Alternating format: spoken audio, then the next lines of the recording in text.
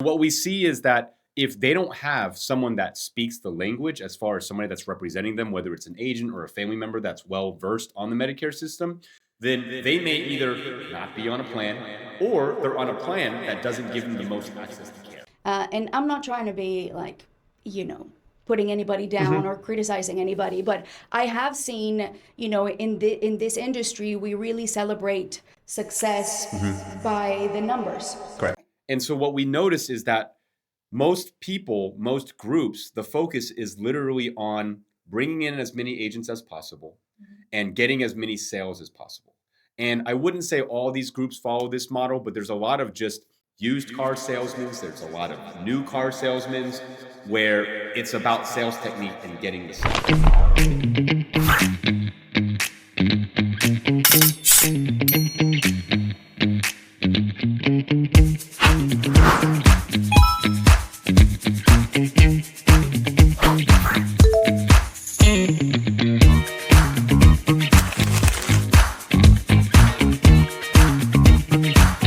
A 72-year-old Mandarin-speaking woman calls a Medicare helpline during AEP. She has questions about her current plan. Her medications aren't covered the way she thought that they would be. So she's worried about her upcoming doctor's appointment as well. The agent on the phone says, "Hang on, let me get an interpreter." So she waits and waits. 5 minutes pass, 10 minutes pass. Finally, someone comes onto the line who speaks Mandarin. But within seconds, it's clear that this interpreter doesn't understand Medicare. They're translating words, but not the concepts, like deductible. It becomes a confusing phrase. Formulary gets lost entirely. So the woman tries to ask about her specialist, but the interpreter doesn't even know how to translate prior authorization. After 30 minutes on the phone, she hangs up. She's more confused than when she started. She never enrolls in a plan that could have saved her a lot of money and covered her medications properly. So now imagine a different scenario. She calls an agency. She gets connected to an agent who speaks fluent Mandarin, understands her cultural context, knows that her daughter will probably be involved in the decision, even though the plan is for her mother, and can explain Medicare in a way that actually makes sense. One scenario ends in confusion, the other one ends in enrollment. One leaves her frustrated and distrustful, the other one gives her confidence and proper coverage. So my name is Mariangel Martinez, and I'm the founder of North Star Insurance Partners here in Katy, Texas. And today I'm sitting down with Andrew Cheng, who is the founder of Clutch City Insurance, one of the very few FMOs in the country that understands what I'm talking about. How are you, Andrew? I'm good. How about yourself? I cannot complain, just moving and grooving and working hard on this AEP. So today we're covering why non-English speaking agents are so essential to serving millions of beneficiaries who are falling through the cracks. We're going to talk about why interpreters and translated materials don't solve the problem, and why carriers who don't invest in supporting bilingual agents are leaving massive market share on the table. We are also going to look at the data that proves that this conversation affects millions of beneficiaries, and talk about what really happens when people can't find agents who speak their language and understand their culture.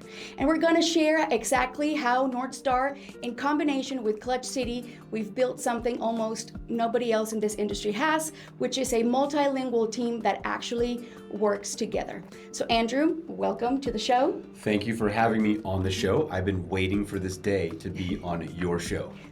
Have you? Yes, I'm very excited. Well, we're going to be doing a lot of these shows coming up, and so we have some great questions. Andrew is one of the people that I respect and trust and admire the most in this industry. So we're going to get right into it because I know you want to hear from him as well. So before we dive in, will you please tell listeners a little bit about Clutch City Insurance? How did you get started in this industry, and what does your agency look like today? Got it. So I started in 2008. I joined a second-tier insurance company. I think a lot of people have heard of it. It was called Bankers Life and Casualty. And it was only selling Medicare supplements, and Medicare Advantage was the devil for the first 3 years that I did this. But from that, there was a lot of training on the original Medicare system. And then from there, understanding what the options were. I was an agent up until about 2018. I decided to kind of go independent by myself. Had a couple agents that joined, started off as a GA contract, and then slowly we've kind of grown into an FMO today. You are one of our agency partners, and I'm very happy to basically be on this show to kind of discuss where we are today as an organization. Clutch City Insurance, we are an organization that's based here in Houston, Texas. We do have carrier agency partners that are in other states, Oklahoma City, some in Florida, in Kissimmee, one in Los Angeles, and then some in Dallas, and then some in Austin. And we are a group that basically helps anybody when it comes to the Medicare system, but we definitely help with a lot of the immigrant communities, anyone that speaks secondary languages, and that's been kind of our primary focus on kind of what we want to build on. That's awesome. And yeah, you've definitely built something that is really, really, really unique. And before we get into how we've both approached building multilingual teams, we need to establish why this conversation matters in the first place, really. So just so you know, I looked up a little bit of data that shows some really important numbers. So there are over 7 million seniors on Medicare right now who have limited English proficiency, and that's according to the Migration Policy Institute. When we talk about limited English proficiency, beneficiaries, we're referring to seniors and disabled adults on Medicare who speak English as a non-primary language, which both of us are super familiar with those communities. So the data also gets really interesting because Latino beneficiaries actually enroll in Medicare Advantage at higher rates than white beneficiaries, 69% compared to 48%. But the report significantly shows a lower satisfaction on the Latino community versus the white community. What have you seen, maybe some similarities or differences within the Asian community? Because you've served the Chinese community, being Chinese American, is that correct? Yes. So being Taiwanese American, when I first started doing med subs, it wasn't necessarily the option that was most viable for a lot of the community, especially the immigrant community that has only been here for 10, 20 years. And so what we saw was that there was gaps and there was holes in kind of how those seniors were able to get their coverage. And so through that, what we started seeing, just using Houston as kind of like an example, was that, oh man, there's a lot of these seniors where if they don't speak English or they speak English very limitedly, then they had no support. And that's kind of where we stepped in and said, okay, I think that there's definitely a need that we can fill. So, and we're talking about the seniors, but we're also going to talk about how there's a limited support for the agents as well. So we'll get into that. So back to a little bit of data also. Asian American seniors are the fastest growing Medicare demographic. And while they've made progress closing insurance coverage gaps, they really continue to face unique challenges with plan satisfaction and access to culturally competent care guidance from interpreters and just the phone lines for the carriers. So when researchers dig into why, the number one barrier cited is the lack of language appropriate resources and agent support who understand their cultural context. So based on all of this, we're talking about millions of beneficiaries who have coverage but can't fully understand it, use it effectively, or trust the system that was meant to serve them. So I have another question, Andrew. I want to start with the beneficiary perspective because I think that gets lost in this conversation. When carriers and agencies talk about serving diverse populations, I feel like sometimes it's like theoretical, but you've seen what actually happens when beneficiaries can't find an agent who can speak their language. So let me ask you, what happens when a Vietnamese senior or a Mandarin-speaking family can't find an agent who speaks their language? What have you seen in your work with Clutch City throughout all these years? What we see is that access to care becomes an issue for that beneficiary. And that starts with the whole process of Medicare itself.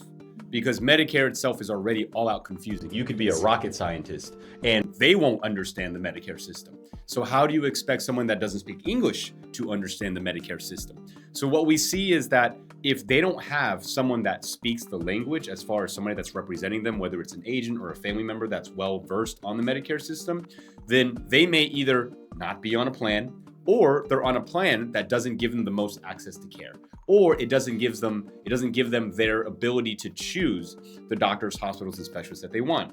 And so that's something where we feel like, man, if you're going to service a community, especially those that speak a secondary language, then it helps to have somebody from that community, or at least understand how to speak that language, representing that Medicare beneficiary. Absolutely. And sometimes it's not even just the language. It's just that these people come from countries where the health system worked completely different from the way that it works in this country. Correct. So even if they could understand, like you said, like a rocket scientist, they understand English and they still can't understand Medicare. So even if these second language speakers understood English perfectly, it's still difficult for them to understand because it's a completely different system from how it works in some of our countries. Correct. We're not used to, even here, like they're used to the group insurance, and there's some similarities, deductibles, they know, premiums, they know, co-payments, but people from other countries, it's really just so completely different how the health system is over there. So like you said, even if they speak it, it's just completely different and complicated in a completely different manner. So yeah, I see the same things that you're mentioning, and I want to share a story because I attended a Deaf Expo with Jessica, one of our agents, who is fluent in ASL, and what blew me away was that she didn't just sign, she was just explaining to this community the Medicare system in a way that there's no way that these deaf seniors could ever have access to. I know that you saw some video, and some of your team was also there with Jessica at that expo, and so we might not even think about the deaf community as a non-English speaking community, but it really is. And so it was just really mind-blowing because you mentioned how these people might just be on original Medicare, and that was the majority of the deaf people that we saw at that expo. That was the case. As Jessica started talking to them, the majority of them were just on original Medicare. So what do you think is the risk or the disadvantage that they face when they, because of lack of knowledge and lack of understanding, they just stick to original Medicare instead of having a trusted agent to help them? So there's a bunch of reasons where we have to have people and agents that represents those communities that don't have anyone kind of championing for them, right? One of them is actually late enrollment penalties and Part B penalties, because you have a lot of these seniors where they have no clue about what the rules are and the regulations are on how CMS governs how the beneficiary is supposed to move, how the insurance companies govern how the beneficiaries are supposed to move. And so you're looking at people that might get a late enrollment penalty that's for life, a Part B penalty that's for life, or just no access to care. It's the same thing. It all goes back to, if we're talking about specifically the community that needs ASL, right? If they don't know what options they're supposed to choose, or nobody explained to them kind of how the Medicare system works, they might just freely choose a plan, or a relative or a family member might choose a plan, and then they do not have access to care. They do not have access to the doctors they need to see. They do not have access to the hospital systems. And specifically, they might not have access to physicians that might be more understanding of the nuances when it comes to somebody that's deaf or even deaf and blind. Right. No, that's very true. That's very true. And honestly, I know Medicare really well, I think, and I love working community events. It's one of my favorite things in the world. And I could have gone to that expo and hired a translator. I could have, brought an ASL interpreter to the event, but it wouldn't have been the same because Jessica was navigating an entire cultural reality that nobody, unless you speak the language and are really involved in that community, there's no way to know. And Andrew, I really think that most carriers and most agencies think that if they translate their marketing materials into Spanish or Vietnamese or Mandarin, or if they provide interpreter services on the phone line, that they have solved the problem. But language fluency and cultural competence are two completely different things. They are. We've seen documents where it was in Chinese, and when they translated it, it was almost like they used Google Translate. Yeah. And it's like the translation was like, you will have access to this table during the month of November. And it's like, that's not correct. Right. And so little things like that, it's like, man, the translation services by itself is not always the end all, and they're not always accurate. That's so true. I completely agree. Yeah, and I see it like even in movies. Like I watch movies with my mom, so she needs Spanish subtitles, and so like I'll laugh at something, and she looks at me like she didn't get the joke because it's just not translated correctly. So the words might be literally translated and correct, but it's still just not. It's not cultural literacy, really. So can you talk about how your agents serve their communities differently than just translating English materials? Like what cultural competence actually looks like in practice at Clutch City and their agents? Got it. So we have a fair amount of agents that come from the Chinese community and the Vietnamese community. Obviously, we've got a bunch that speak Spanish now through you guys and through some of our other agency partners. But for us, on this topic, I do want to focus on the Vietnamese and Chinese community, as those are the pretty big groups that are here in the Houston area. For our agents, they are in the field because we do a lot of grassroots marketing. And sometimes with grassroots marketing, you have to be able to be in the community with the Medicare beneficiaries. Like you and I, we are still able to go into the trenches with our Medicare, with our agents, because we need to be able to see what are the things that these seniors need when it comes to the Medicare system, but more importantly, their health needs. And so outside of being in the community, we'll go to senior centers, we'll go to adult daycare facilities, we work with primary care physicians, we work with specialists, we're out in the communities doing bingos. And a lot of times it's not enough just to be able to speak the language. Like for instance, I'm not raised, I don't speak Spanish, but let's say I spoke Spanish. Sometimes it's not enough for me to just be able to speak Spanish. I wasn't raised in a Spanish-speaking forward household. And so a lot of times that part's really important when it comes to understanding how a senior that speaks another language that comes from an immigrant community operates and functions, right? It's one thing for me to understand the language. It's another to understand the culture of someone that comes from that immigrant community. That is true. And a lot of times I have seen like English only speaking agents, and I'm not trying to be like, putting anybody down or criticizing anybody, but I have seen, in this industry, we really celebrate success by the numbers. Correct. And so I have seen, in former jobs that I had, where I had access to seeing how a lot of agencies and agents operate. I've seen English-speaking agents that, they only speak English, and they would ask some of us that speak Spanish, hey, will you, I have this Spanish-speaking lead, will you translate for me so that I can close the sale? Yeah. And it's heartbreaking for me because I think to myself, okay, sure, I'll translate because you know me. I'll share. I'm not like a gatekeeper. I'll share anything. I will help anybody. I don't hold on to any information.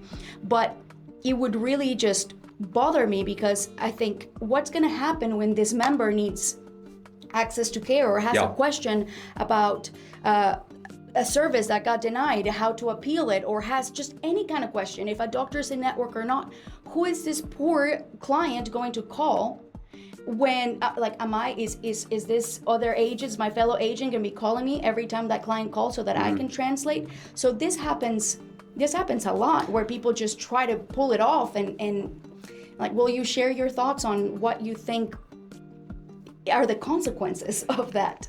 So I will tell you, when it comes to our industry, it's the value of the sales, it's the value of revenue. Right? And a lot of times agents that joins agencies, especially big FMO groups, the sales process and getting the sale is the most important thing a lot of times. Right. And a lot of time is spent on recruiting because once you have that agent in, then it's on to the next one. And so what we notice is that most people, most groups, the focus is literally on bringing in as many agents as possible and getting as many sales as possible.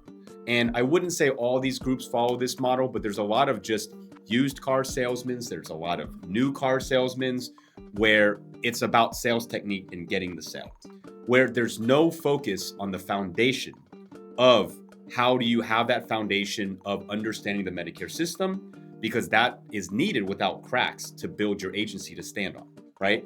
So going back to what you're saying, what happens is when you have agents that might not be able to do the customer service in that language, they might get the sale, get somebody to translate, but then once you need to do customer service, whether that's accessing doctors, hospital specialists, understanding how an HMO plan works, or accessing the extra benefits like dental, vision, and grocery cards, Right.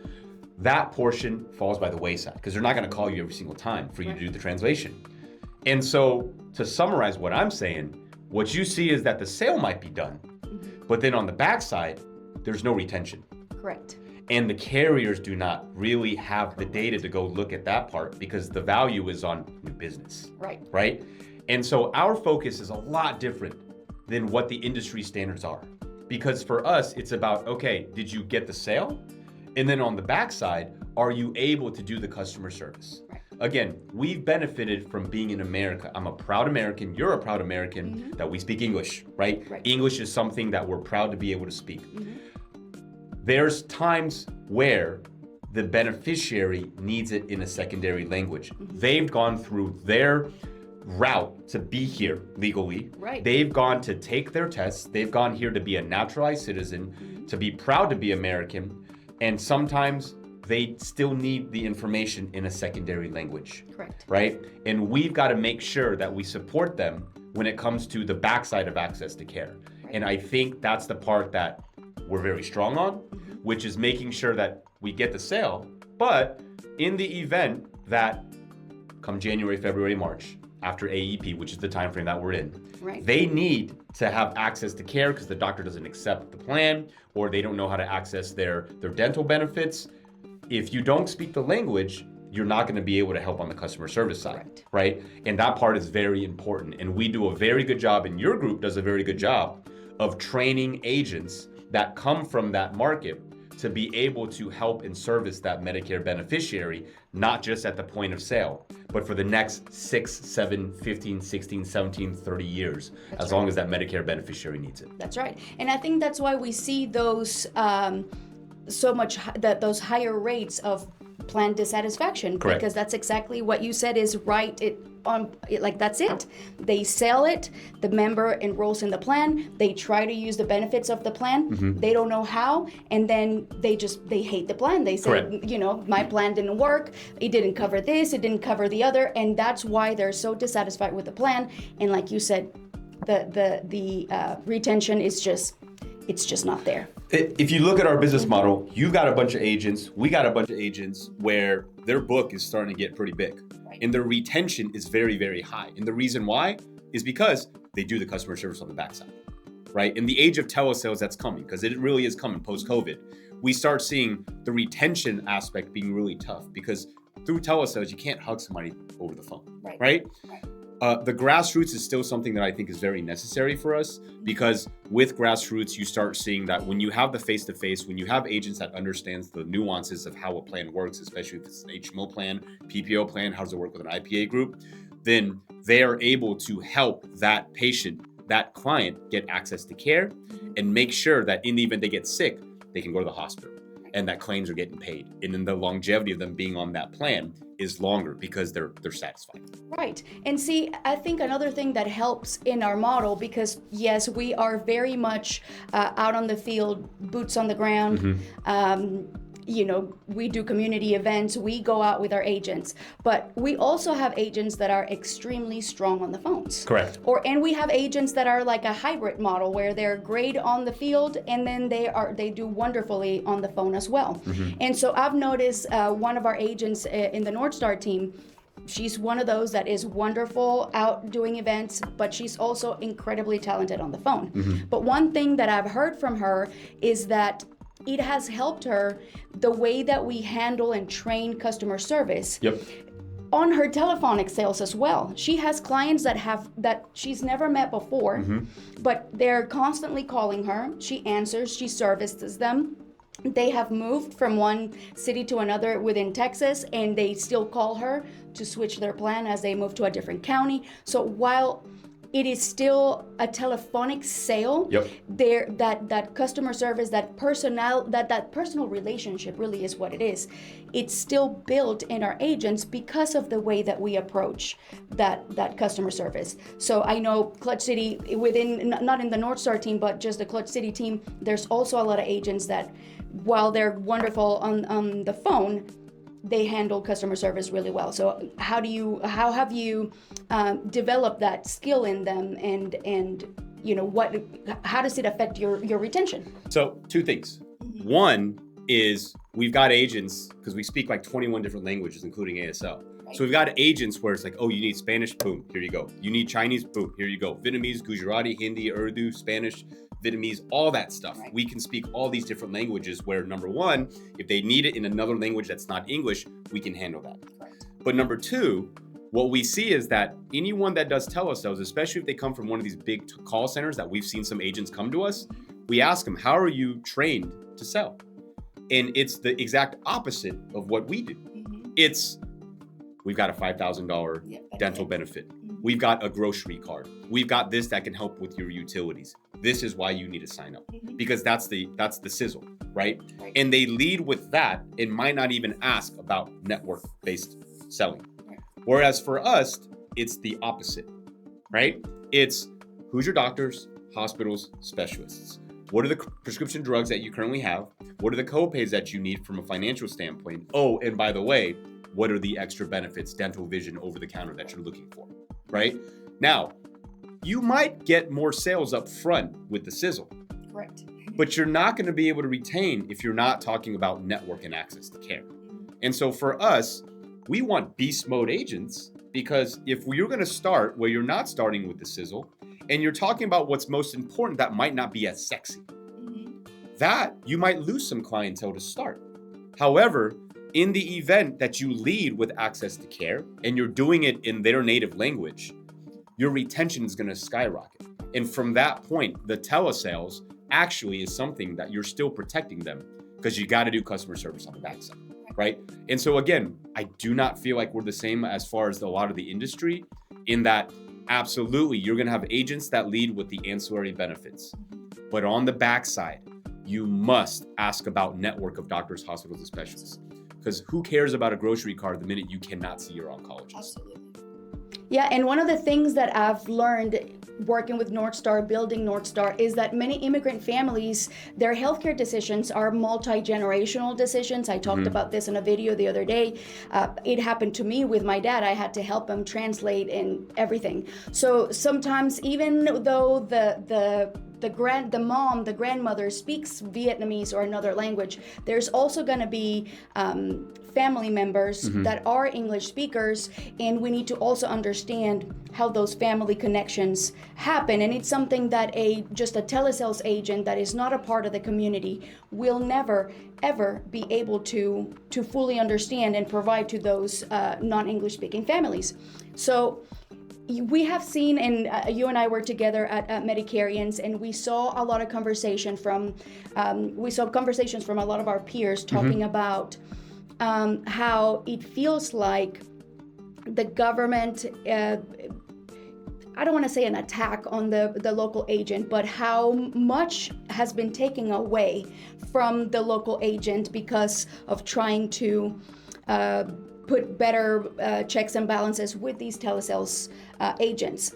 So I would love to touch on how you feel like the scrutiny on the local agent affects our markets, our communities particularly, because this is something that just the government does not have direct, line of sight to. So if all these checks and strict rules continue in the way that it's been going, what is going to be the consequence for our communities? I think it's a tough subject because there's CMS, there's the carriers, there's us as brokers, and then there's the Medicare beneficiaries. And the importance of us to the carriers is something that, we obviously, it's a weird synergy with the carriers, right? Like, we work with them, but at the same time, we're like adversaries, it seems. And I want to be very careful about that just because we get support from the carriers. The carriers are who are our lifeblood. But I think that there's so much stuff that the government doesn't understand about the Medicare beneficiaries and how the carriers operate, that these rules that get put in place end up, some of them harm the things that we can do, right? There's compliance of what we have to follow, and then there's what's the moral and ethically right way and sound mind of how we approach the Medicare beneficiaries.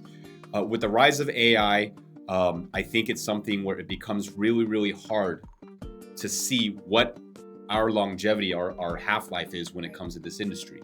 And as the government makes changes, the carriers adjust to that. We have to be able to adjust to how the carriers adjust to how they monitor us.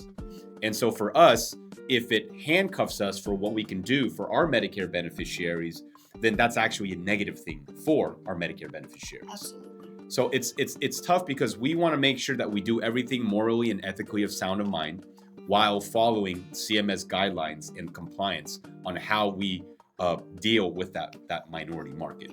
And so it's a tricky subject, man. It's tough because you've got all these different players, and we're in an industry where majority of these insurance companies are for profit.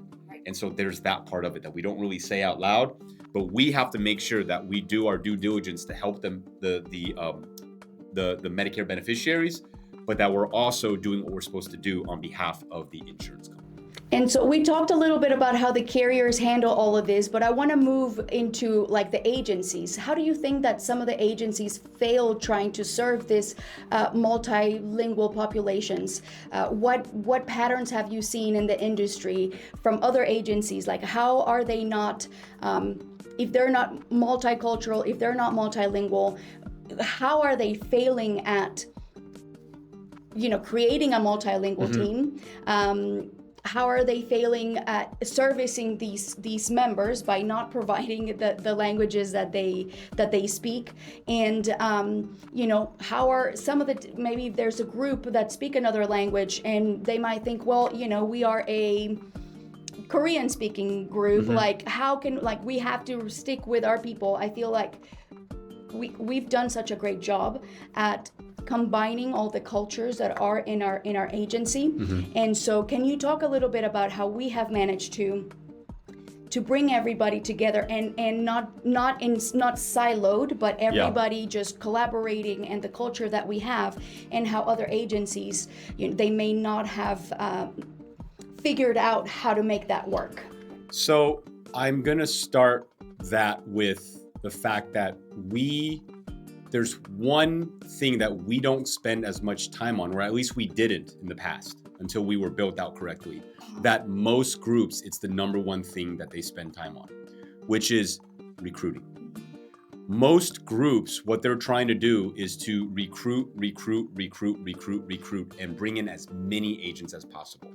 And what happens is when you bring in all of these agents, once you get them in, then operationally, you're on to the next one as far as going to get more. And so a lot of the time is not focused on cultivating that relationship with your existing agents to build them up, to give them all the tools necessary to make sure that they're servicing the community the right way, right? It's all about sales and recruiting. So I think what we did a really good job of is making sure that whoever we brought in understood the assignment that, yeah, we want to make a lot of money for the insurance companies, but at the end of the day, your career is to help seniors and help those that are disabled or ESRD or end-stage or ALS, that have ALS, getting them access to care. But also to make sure that you retain them by helping them getting access to care for the next foreseeable future, right? And so what we've done a good job is making sure that everybody within our organization, anybody that wants to join our organization, understands the number one focus is on making sure that you support the Medicare beneficiary and all of the things that they need when it comes to their healthcare needs. That's where I would say we start with when it comes to why we want groups that's what they want to do, which is to help their community and help those that might be less fortunate or, again, don't speak English as a first language or at all. Yeah, I think that there's like some patterns that I see, like they build entirely separate systems by ethnicity. All the Vietnamese agents work together. All the Spanish speakers work together. No one collaborates across, language lines the way that we've done it in the past. That prevents knowledge sharing. We serve similar communities. There's a lot of similarities between the Chinese community and the Mexican community. Yeah. And when we share, then we can come to just a better learning and better understanding of our communities through somebody else. Like you mentioned, they might recruit bilingual agents but don't invest in the training and cultural nuances the way that we do as well. The fact that it's a generational decision in all cultures also, it requires very different approaches, and it's completely different from someone that was born here.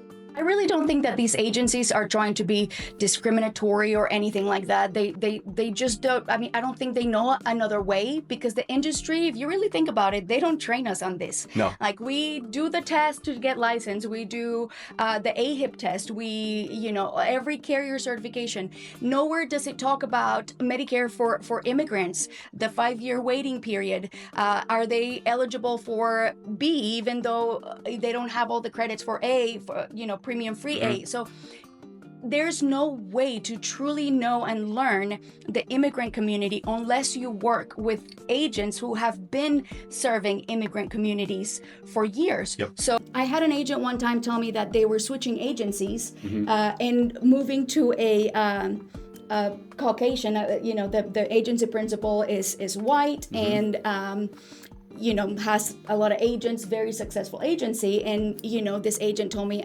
I just want to learn from a white man, because I think that there's a lot of things that I could learn, and they do things differently, and I'd like to learn from them.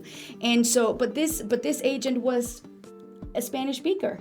And so I was thinking to myself, at that point I wasn't in a position to tell anybody where to go or not to go, but I thought to myself, like, okay, but how are you going to learn how to serve your Spanish community, which is where you're going to spend the majority of your time? So there's no training for this. What do you think about, what's the only way to truly learn how to serve these communities? I think that's going to be not just on us, but on the agent themselves. We obviously want to learn everything when it comes to how do we operate and how do we help all walks of life. Anybody that needs the Medicare system. I'll use an example. We have an agent that came over to us. He's Pakistani, and the group that he was with, this leader, they didn't understand the South Asian community, and then so when he said, I want to go and do provider marketing, and I want to do provider marketing within the South Asian community, the agency principal was like, no, that's not something that you're going to need to do. In fact, that's not a good lead gen. Okay. But I think a lot of that was because that agency principal did not come from that world, did not come from that market. So once they came over to us, come to find out, that agent, their whole family were all providers. We're all primary care physicians and specialists. And there's parts of it that we can show them how are they supposed to go and approach their market. But then what we also saw was that when that agent went to go approach that market, he started seeing all the little things that he needed to do within his community, because I'm not South Asian, right? So there were certain things that he was able to see that we weren't able to see. And so there was things that came from us as far as how we train down to the agents on how do you help a certain minority market, or how do you prospect when it comes to provider marketing. But then there was some stuff where he himself and these agents themselves start figuring out on their own by being out in the field. And what we see all the time is a lot of agents, they need to be not told, but they need to understand that failure is part of the process, right? That it's okay to go out there and fall on your face. And when you go and do it, what you'll notice is that not only will you not fall on your face, but there's a very real need for your services, because most people that need the Medicare information or need to understand what options they have when it comes to anything related to Medicare, you're more well-versed than they are, even if you're a new agent. Right.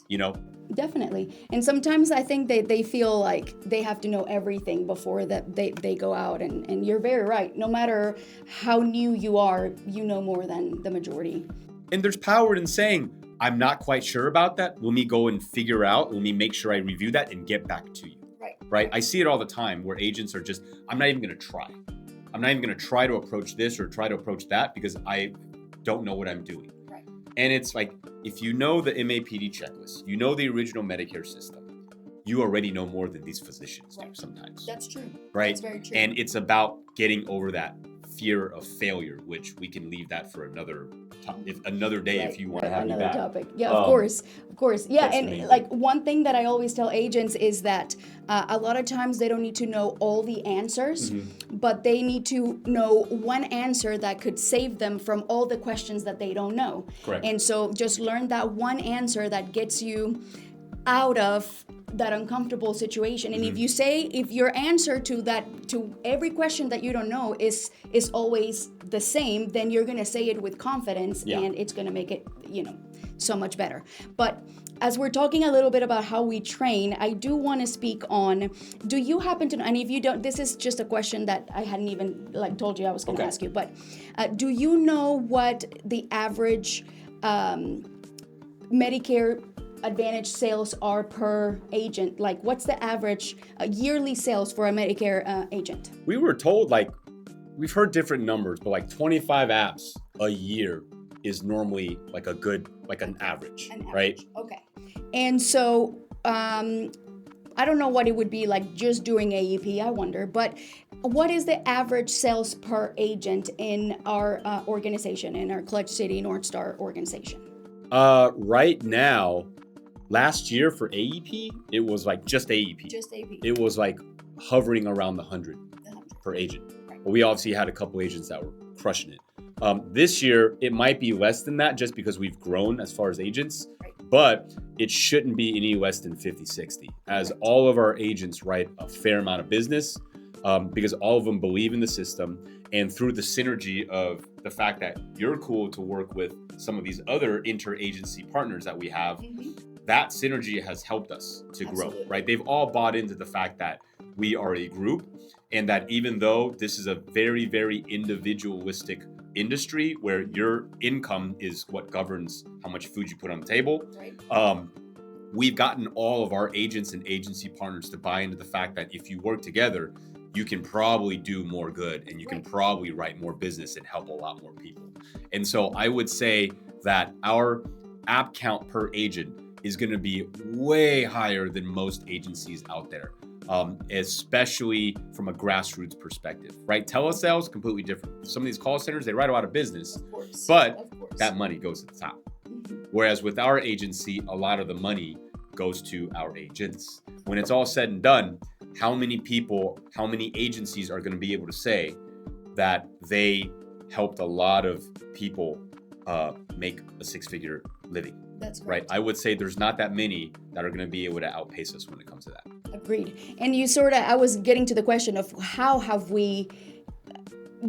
what do you think is our success story, or what is our claim to fame on that such a high per head app count? But you sort of gave the answer a little bit, and that is very true. I think that one thing that separates our team from many others, and I'm not saying we're the only ones, I'm sure there's other wonderful organizations that have very similar ways to function like we do, but it is definitely the fact that even within our all the downline agencies, we do collaborate. Anybody from any of the teams with Clutch City will call each other.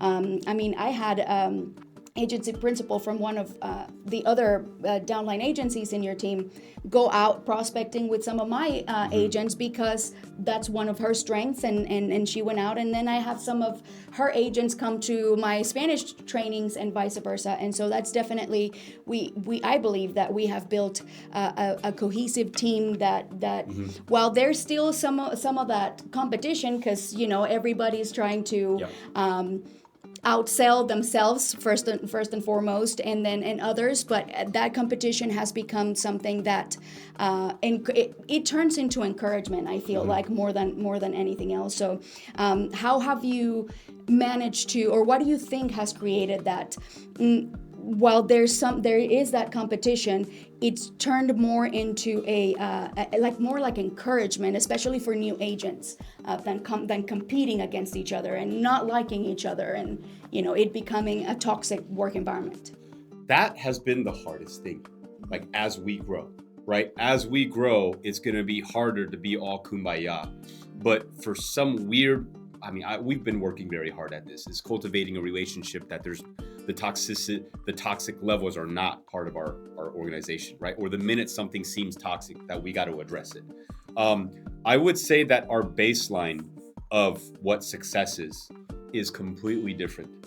And a lot of times, what somebody would consider successful in our agency would be considered average. Right. And so because of that, everybody levels up to that, because when you're around just a bunch of people that are successful agents, our top 5 agents, our top 10 agents in the state, if not in the city, in the city, if not in the state, then their measuring stick, their barometer of what they need to do at a minimal level is a lot higher. Right. And because of that, when we're promoting the fact that you can get information from the next person, and that person can get information from you, and if you do that and you support each other and you don't step on each other's toes within the organization, then we will keep supporting you to make sure we give you more resources and more support than you ever would have anywhere else. You've seen it all the time. When you have someone that comes to your organization at North Star, and after 2 or 3 months, it's immediate that they say, oh man, like this is not what we were getting at the other place. Absolutely. Because you've got groups that have thousands upon thousands of agents that they might write tens of thousands of applications, but their per app for that individual agent is extremely low. Right? Whereas for us, your agency this year is going to have over 50% of your agent force write over 100 apps just during annual enrollment period. Correct. Right? And so that's kind of where we've been very successful, which is, it's not because of just you and me, it's because of our system and everybody believing in the system. And then from all of them, when other agents come in and they're saying, oh, you guys, the baseline is to write 100 apps during AEP. Well, then if I'm anything under that, then it's kind of failure, which is not necessarily the case. But when they work to that level, everybody's just really, really strong. And that's where we've had a really strong relationship within our organization. Definitely. And I do have one last question, which like I'd like you to share as much as you are willing to. Okay. So I know that you and I have talked about when you started how you were sort of given only the Mandarin speaking leads, and how they thought you would only serve that community. And so while we have talked about how we shouldn't just expect an agent to just serve that one community, at the same time our organization has become really, really just outstanding at working those niche markets. Correct. So can you share like why that was sort of, how it hindered or how it helped you? Maybe you did both.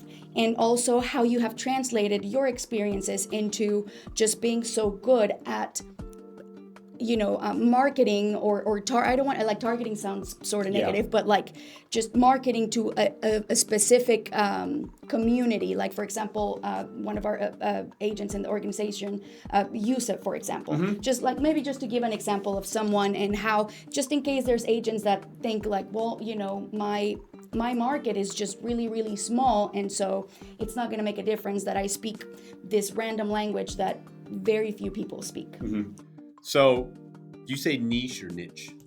I've always said niche, but I don't know. It doesn't sound English as fun. is my second language, so I could be completely off. Well, I don't think there's any. I think both are acceptable. Like, you've heard the phrase, "The riches are in the niches," right? We say niche market, but it doesn't sound as good if you say riches are in the niches, That's right? true. So that topic is like, the riches are in the niches, and it doesn't mean that you're pigeonholed into just servicing that community. But what it means is that if you're trying to get your start, or you're already an agent that you're looking at, where am I supposed to be able to find business?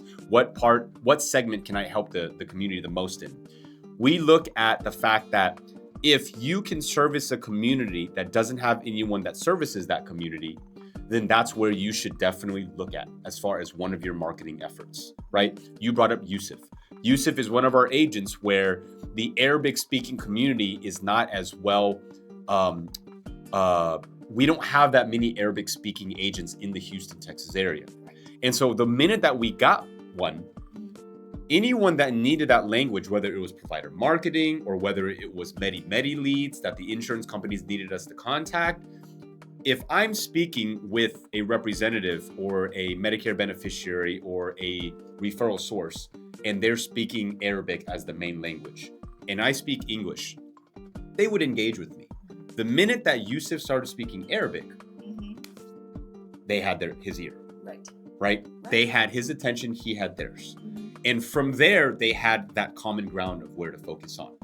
And so with the riches in the niches, that's where I will tell you that in the event that you speak a secondary language, in the event that you service a community that comes from another country that is now here, if your focus is on that group, not your main focus, but just one of your aspects of how your marketing is on that group, then you will be able to come up by helping that community, right?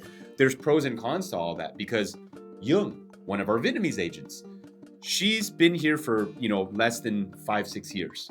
And she said, my English is not that strong. All I want to do is focus on the Vietnamese community, right? But I made her learn everything in English because if you learn everything in English, you're gonna translate that in your native language into English. Right. All she did was just service the Vietnamese community. But through provider marketing, what the doctor started seeing is that, well, you're very strong in just speaking Medicare. Correct. It wasn't just Vietnamese. It was, well, actually, you're doing a good job of protecting our patients with access to care, putting them on a plan that we accept. We're going to refer everybody to you. And so now this agent that said, I don't want to service anyone else outside of the Vietnamese community because I'm not comfortable, that started with the riches and the niches. Now she's got clientele that do not speak Vietnamese, are not from the Vietnamese community, and helping them. And so that's why I would tell you, if you start with that niche market, it may eventually expand because of the fact that your Medicare knowledge is also very strong. And so anybody that feels like they're not getting support when it comes to you as an agent or an agency, there's more to this game than just what you might have been told. And I say that because we haven't seen that many groups that the focus is on what we do. In the same way that I only got leads that the last name was Wang, Cheng, Lee, we were able to bring a chair to the table if we weren't invited to the table. That we started seeing there's a very real need for that market segment of the underserved minority immigrant community that we absolutely can help anybody with. Absolutely. Yep. And so, like we've said is throughout this show, the Clutch City North Star team is really strong.